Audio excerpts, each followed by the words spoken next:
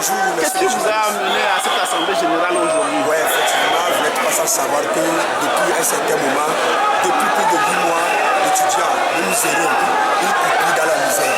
Et nous avons vu qu'il y a des associations, il y a des gens qui nous ont trahis, il y a des gens qui sont corrompus, il y a des gens qui se cachent derrière leur ventre et jusqu'aujourd'hui, nous ne percevons absolument rien. L'étudiant est fatigué, l'étudiant a faim, ce qui nous a obligés à créer cette synergie que nous appelons la synergie des étudiants du Togo pour revendiquer l'intérêt commun des étudiants à l'université. Alors qui est corrompu? C'est le pouvoir en place ou bien les associations qui se trouvent sur le campus? Oui, nous avons constaté avec amertume que depuis plus de 8 mois, c'est ce que nous disons, plus de 8 mois, nous ne percevons rien. Et lorsque vous avez vu, comment appelle-t-on l'AG du 8 passé, vous avez vu l'AG du 8 passé, cela a montré concrètement que, sincèrement, ceux qui sont aux affaires, ceux qui sont au pouvoir ne font absolument rien, ils ne font que tromper les étudiants. C'est quel pouvoir tu fais allusion? C'est à quel pouvoir je parle des associations, des vieilles associations que vous connaissez mieux que moi. Comme quelle association par exemple? Vous les connaissez mieux que moi. Non, mais écoutez, nous sommes... Ouais, je parle de ceux-là qui siègent dans le comité de Boussa et Style. Et c'est qui?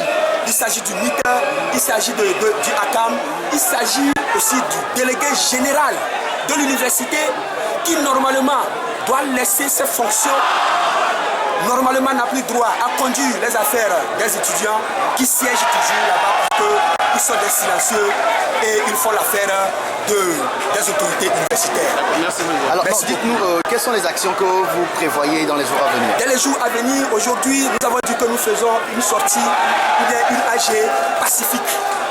Nous ne faisons rien, il n'y aura pas de casse. Nous sommes là, nous allons manifester au campus, nous allons tourner en rond et puis nous allons rester au campus. Mais nous demandons maintenant à l'autorité universitaire, l'autorité gouvernementale, que la situation est très grave, de réagir, de nous appeler. S'il y a des gens à discuter, des gens avec qui ils vont discuter, ce serait seulement la synergie. Parce que comme vous venez de le constater, les étudiants sont déterminés, les étudiants ils savent aujourd'hui que, quels que soient les cas, il y a des mouvements qui sont corrompus, des mouvements qui font l'affaire des autres. Alors, donc les jours à venir, nous avons demandé, ou bien nous demandons à tous les étudiants, ceux-là qui savent qu'ils viennent pour manifester, ceux-là qui savent qu'ils viennent pour hausser, je dis bien hausser l'intérêt, comment appelle-t-on, de l'étudiant, viennent en rouge. On s'habille on se vêtut en rouge et la suite nous dira. Alors ce matin on aurait appris quand on a enlevé vos banderoles, qui sont ceux qui l'ont fait et pourquoi? Oui, effectivement, vous n'êtes pas sans savoir que nous on était en train de préparer l'AG de ce matin. Et aujourd'hui, nous avons constaté qu'il y avait un ami que nous avons placé juste pour surveiller nos banderoles. On nous dit que c'est tout de suite qu'on venait d'enlever nos banderoles. Il s'agit de qui? On dit qu'ils sont arrivés 4-4 dans une voiture 4-4 et ils ont enlevé tout. Jusqu'aujourd'hui, je vous parle en tant que président. Je ne sais pas qui est arrivé à enlever nos banderoles. Et donc, nous condamnons ça. Ce n'est pas bon. Parce que vous nous avez demandé, les autorités universitaires et gouvernementales nous ont demandé de surseoir. Nous avons dit non, nous allons faire ça pacifiquement. Vous comprenez? Nous allons faire ça pacifiquement.